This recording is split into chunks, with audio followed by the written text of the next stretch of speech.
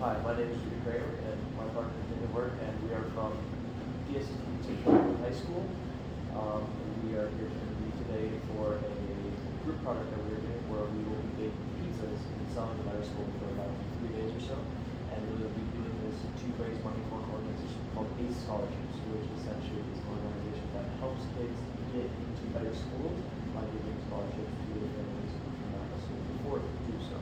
So again, thank you so much for meeting us here today and taking the time out of your day to meet us. I guess we should start off with, can you please tell us your name? My name is Deanna Siegel, and I work here at Cook Street. I teach professional pastry and baking. How are you today? I'm wonderful. I'm looking for a house in this crazy house. Oh, I'm sure that's It's great. terrifying. Okay, can you tell us a little bit about yourself, like your background? Like I said before, I'm originally from Pittsburgh. I come from a huge Italian Catholic family, so I have like 40 cousins. So food has always been a really big part of my existence and my life and my happiness. I think being an East Coaster bred a lot of my feeling for pastry and pushed me kind of forward. I grew up on an apple orchard, so the first thing I ever made was a pie with my grandmother when I was like 7. An apple pie all the way, the American classic, and I was sold. Like I remember putting the pie on the table and everyone just like glaring at it, and I was like, I want to do this and make everybody happy and gathered, and no matter what I do, I'll have a job. And people eat when they're happy, they eat when they're sad, they celebrate, they eat when they're terrified. Like in every aspect, you will always have work if you're a chef, and you never lack friends either. Good cooks never lack friends. Yeah. How long have you been baking for? Professionally for 26 years. What would you say got you into baking other than, like you said, when you Really just the whole creative side of things. I started out as a cook, and you have to be prepared to dodge that lifestyle because at 10:30 at night when you get off work and you're a line cook, there's really nothing more to do than go out and cook drunk. So it kind of breeds an unhealthy lifestyle as far as like adrenaline is concerned. Right. So you're like, you have crunch time the whole time during service, you're on deadlines the entire night, so it just starts a path that if you're not prepared to deal with, it could really destroy your life. So I thought that maybe pastry would be the opposite of that. I'd have to wake up in the morning and I would be the first one in the kitchen, it would be quiet and solo, and that's kind of what drew me to the side of baking. What are some things that you make on like a regular basis? Just kind of run of the mill, second nature, Sourdough bread, I'm obsessed with anything fermented, anything pickled, anything crafted from variables, per se. Do you like make your own pickles and stuff? Oh yeah, own pickles, canning, own jams, own sausages, own charcuteries. My husband and I are total food nerds from start to finish. What advice would you give to somebody who's like new to baking? Be open-minded. It doesn't start with the recipe, it starts with your hands. It starts with your heart, and it starts with your feel. Baking is very feel-oriented, and it's all parts of a whole. So when your 7th grade teacher was like, you're gonna use math every day, she was right. And I've grown to love numbers in a way over the years because they don't lie. And really everything in pastry is based off the 4 ingredients. So, you know, if you have parts of a whole, no matter what you do for 3 people or 3,000, it will work out if you know how to feel for it. So a recipe is a place to start, but it is by far not the place to finish because it's all been done. Right. Absolutely. What are some misconceptions that you think people have about baking? That you have to be precise. That's the first one. The second misconception is that you don't have to weigh things. You do have to weigh things. So you can visually connect how much is on the scale with your eyes so you know what that amount looks like so you can bake in parts of a whole and throw some here and throw some there. I think one of the biggest misconceptions about baking is using volume and measurements that are not the metric system. I don't understand still why we just don't globalize the metric system. It's much more efficient and it yields way less mistakes than any other system of restaurant. Okay. Um, when making a dough, what are some of the most common mistakes that you make, especially like pizza dough, since that is Adding what our flour product is the biggest mistake you can make. Because as water, remember when you were a little kid, you mixed flour and water together and started smearing it everywhere? So essentially, when you mix flour and liquid together, gluten is formed. And it's especially formed tighter bonds when it's made with water, flour plus water. As soon as you start adding agitation, that gluten starts to form. So a really common mistake is people say, oh, it's too sticky, I need to add flour. No, you just need to mix it more. And gluten will form, like ciabatta bread is a beautiful example of that. It's a 98% hydrated dough. So there's almost equal parts flour and water.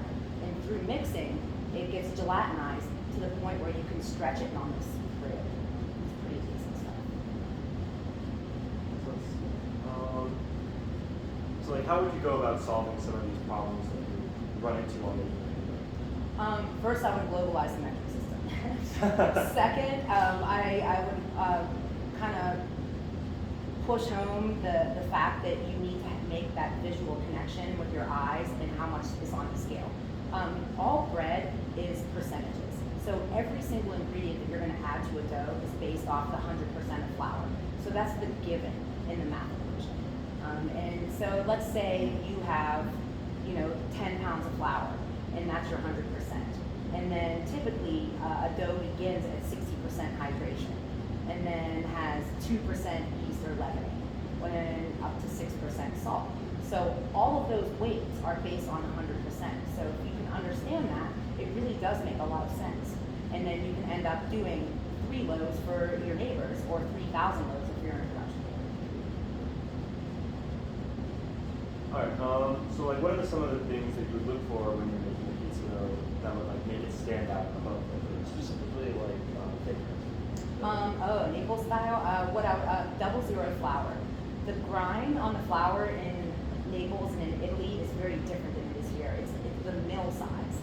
So it's almost ground down to the point where it can dissolve in water. And that's ideal when you're making pizza crust because then you can use it faster and then it spins out nicer and more consistent. The next thing, a hot stone all the way. Napoli style pizza does best baking it at like 600 degrees. So Really? on the flat, like right onto the stone, and within 4 minutes it's done and ready to go. And then typically in Italy, they fold it in half and just eat it. Quality tomato sauce and quality mozzarella cheese. Not that bullshit you get at the store that's shredded in a bag. And not the tomatoes that are unripened and off the vine and crappy and out of season. Homemade tomatoes are great in San Marzano's, hand crushed. Sauce is everything, and only when it's simple. So stylish sauce in Napoli style pizza is garlic, tomatoes, olive oil, salt, and pepper. Nothing more. Less is more.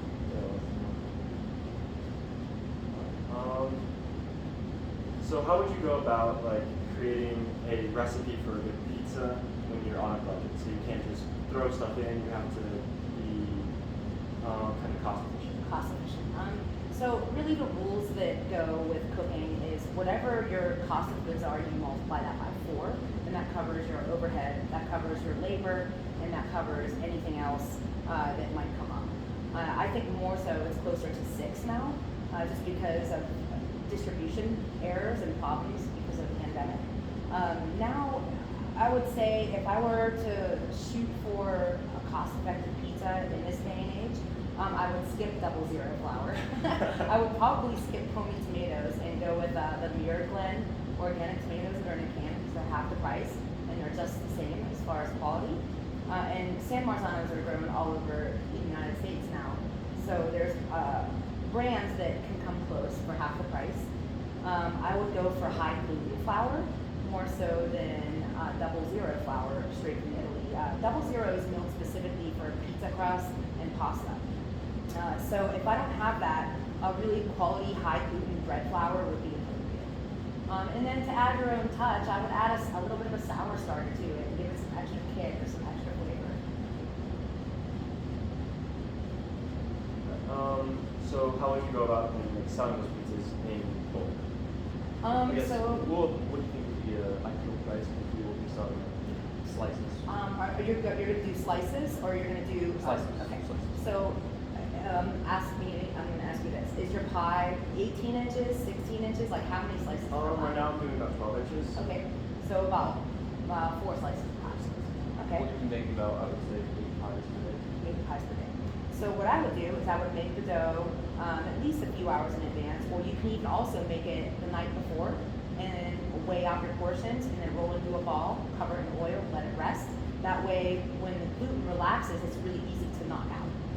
And then you can hit a pie right before it bakes, back and forth a few times, and if it's rested all night long, it will take you no time at all. Basically, when a dough rests, there are 2 things happening. The gluten is relaxing, and hydration from the water is evening out. So once that takes place, the gluten is much more expendable and easy to stretch. Hella good olive oil will make a big difference too. Like good extra virgin. Here's kind of a fun question idea though. What is the weirdest or worst pizza you've made? I tried to make like, well, it was really a flatbread. I wouldn't classify it as a pizza. I've seen students make some seriously fucked up pizzas. Yeah. Like with all kinds of weird crap on them, like apricot jam and goat cheese and thyme. And that could be a really beautiful thing if it's like balanced. It wasn't balanced? It is never balanced when you're a culinary student, because students get really excited, and usually they're really creative, and all their beautiful ideas end up on the same page. So it's practicing, holding back more so than putting it all on the same plate and moving forward. And I think that one of the biggest misconceptions in cooking is that everything has to be colorful. In the middle of December, nothing is going to be colorful. So it's okay to have a plate that's pale white and then 6 different shades of white on it. And that's just as lovely, and if it's crafted, as something in the middle of spring. I feel like some people try to focus too much on presentation rather than Me too. quality. And I have this issue with over-touched presentation. So now the tweezers are a big thing, which is cool. And in pastry, you do have to be delicate, and there is a lot of garnishing going on. But over-touched food completely turns me off. Like I'm just like, no, I don't think I want to eat that. If it takes 15 minutes to plate, I wonder how many hands are on it. Okay.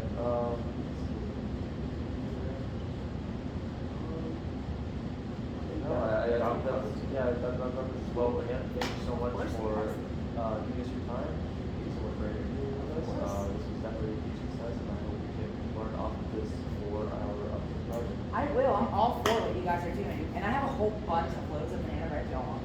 Oh, absolutely. Like I think they wrapped them all. Like my students made it, so I'm not gonna promise it.